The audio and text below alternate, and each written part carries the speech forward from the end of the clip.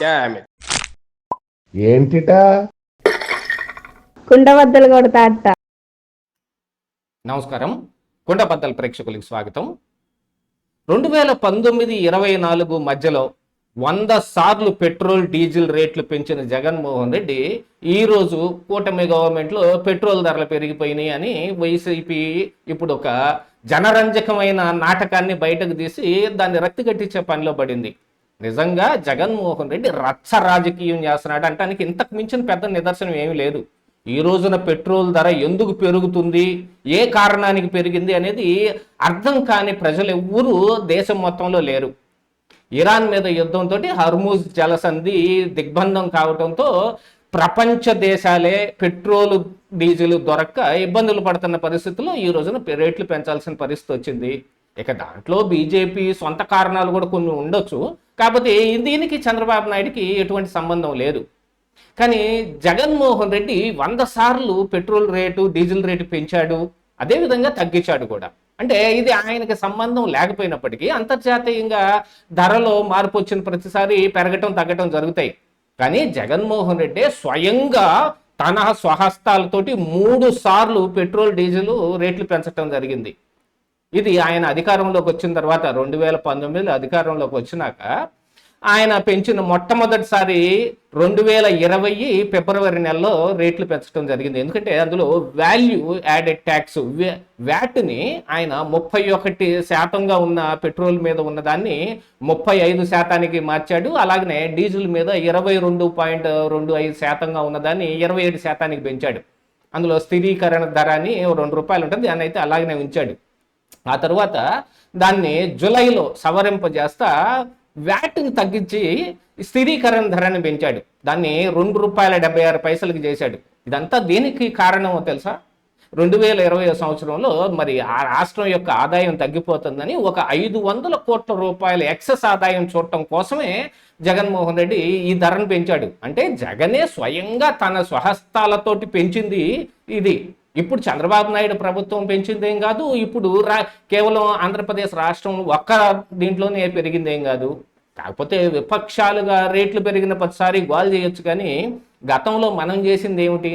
అందుకే వెనకటికి ఒక పాట చెప్పినట్టుగా గతమెంతో ఘనచరిత కలవాడ అన్నట్టు జగన్ ఘనచరితను కూడా మనం ఒకసారి చెప్పుకోవాలి. కేవలం ఆదాయం పెంచుకోవటానికి ఇందులో వాల్యూ యాడెడ్ ట్యాక్స్ని పెంచటం, ఆ తర్వాత అది పెరిగిందని ప్రజలందరిలో ఏమన్నా అసంతృప్తి వస్తుందేమోనని దాన్ని తగ్గిస్తున్నానని పేరు చెప్పి స్థిరీకరణ ధరను పెంచాడు. ఇక ఆ తర్వాత సెప్టెంబర్లో COVID-19 కారణానికి రాష్ట్రం ఆదాయం ఇంకా బాగా తగ్గిపోయింది. దాదాపు 1300 కోట్లు తక్కువ వస్తుంది. దీన్ని ఎట్నో కొట్ట మనం సరి చేయాలనే పేరుతోటి ఆ రోజును కూడా స్థిరీకరణ ధరని ₹4 చేశాడు. అది అట్లా పెరుగుకుంటా ₹2 దగ్గర నుంచి ₹4 దాకా పెరుగుకుంటా వచ్చింది. కేవలం ఒక్క సంవత్సరంలోనే ఈ వ్యాట్ మీద కానీ స్థిరీకరణ ధర మీద కానీ ఆయన పెంచిన రేట్లు కనీసం ₹2 పెట్రోల్ మీద కానీ డీజిల్ మీద కానీ ఆయన పెంచాడు. ఇక ఇవన్నీ కాదు, సరిపోవట్లేదు అని అనుకున్న తర్వాత సెప్టెంబర్లో ఆయన మరొకసారి తీసుకున్న మరొక నిర్ణయం ఏంటంటే రోడ్ సెస్.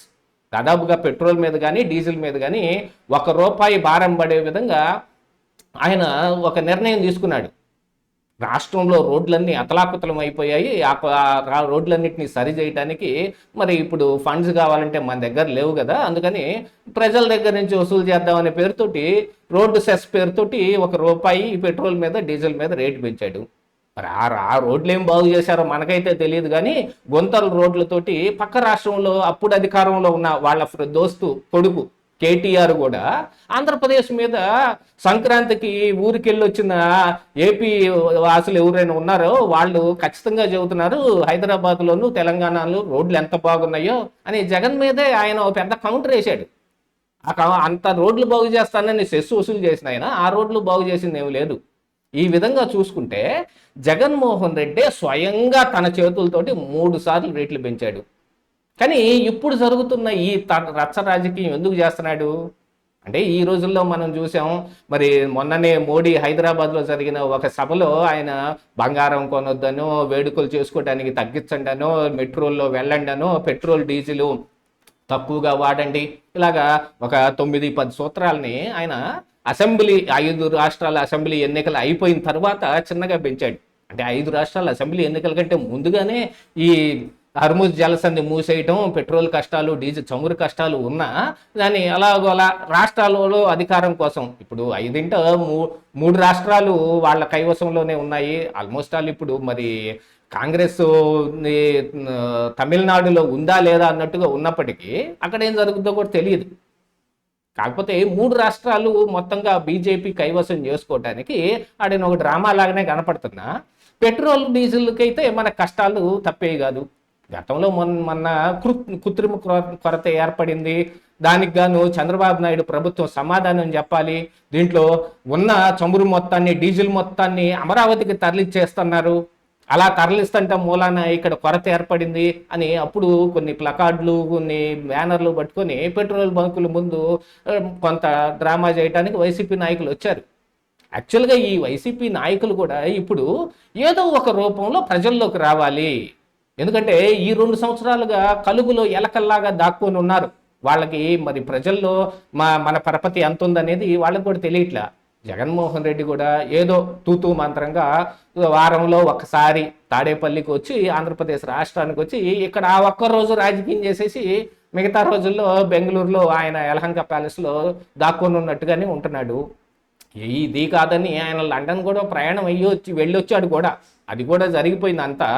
కానీ ఇప్పుడు ఈ పెట్రోల్ డీజిల్ రేట్ల విషయానికి వచ్చేటప్పటికి గతంలో మనం ఏం చేశాము అనే ఒక ఆలోచన కూడా లేకుండా, అలాంటి ఆలోచన ఉంటే ఇప్పుడు కనీసంలో ఈ పని చేయటానికి ఇలా రేట్లు పెరిగిపోయినాయి ఎలా పెంచుతారు మీరు అని అడగటానికి కొంచెం సిగ్గుపడతారు ఎవరైనా. మనం ఆ రోజు ఎందుకు పెంచాం? మనం అధికారంలో ఉంటేనేమో రాష్ట్రంలో లోటు కనపడతా ఉంది, ఈ డబ్బులు సమకూర్చుకోవడానికి వీటికి కావాల్సి వచ్చింది. ఇంకా విచిత్రమైన విషయం ఏమిటి, ఈరోజు కేవలం ఒక ఆంధ్రప్రదేశ్ రాష్ట్రంలోనే రేట్ ఎక్కువగా ఉంది, పెట్రోల్ ధర ఎక్కువగా ఉంది, డీజిల్ ధర ఎక్కువగా ఉంది మిగతా రాష్ట్రాలతో పోలిస్తే అని చెప్పడానికి ఒక రకంగా జగన్మోహన్ రెడ్డి కూడా కారణమే.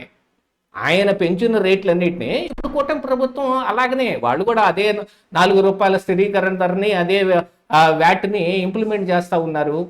కాకపోతే ఇప్పుడు దేశం అంతా పెరిగిన కారణానికి మనకు కూడా పెరిగాయి. రాష్ట్రంలోనే అత్యధిక ఎక్కువ ధరకి పెట్రోల్ డీజిల్ అమ్మబడుతుంది మన కేవలం ఆంధ్రప్రదేశ్లోనే అంటే దానికి జగన్మోహన్ రెడ్డి తీసుకున్న నిర్ణయాలే కారణం. ఒకే సంవత్సరంలో 2020 సంవత్సరంలో ఫిబ్రవరిలో ఒకసారి, జూలైలో ఒకసారి, సెప్టెంబర్లో ఒకసారి ఆయన కట్టిన విచిత్రమైన డ్రామా మొత్తం ఏడాదికి తీసుకొచ్చింది. ఎంత రేట్లు పెరగటానికి కారణం జగన్మోహన్ రెడ్డి. మరి ఇప్పుడు జగన్ ఏం సమాధానం చెబుతాడు దీనికి అనంటే ఏం చెప్పలేని పరిస్థితుల్లోనే ఉన్నాడు. కాకపోతే విచిత్రమైన విషయం ఏంటంటే ఇక్కడ వైసీపీ నాయకులు గుండెలు బాదుకొని అరవటమే తప్ప జగన్మోహన్ రెడ్డి బెంగళూరులోనే కూర్చొని ట్వీట్ల మీద ట్వీట్లు చేస్తున్నాడు. ఆ ట్వీట్ ఆయన ఒక 2 లైన్ల ట్వీట్ రాస్తే సాక్షిలో 2 పేజీల వార్త చేస్తారనుకోండి, అది వేరే విషయం. కానీ ఆయన స్వయంగా మరి రోడ్డు మీదకి రాడే. ఎందుకని? ఎండ దెబ్బకు భయపడుతున్నాడా, వడదెబ్బ తగిలిద్దని. ఇదేనా మరి విపక్షంలో ఉండే జగన్మోహన్ రెడ్డి చేస్తున్న రాజకీయం? అందుకనే దీన్ని రచ్చ రాజకీయం అనాల్సిన అవసరం ఉందనేది నా యొక్క భావన. ఇదే ఈరోజు కుండబద్దలు.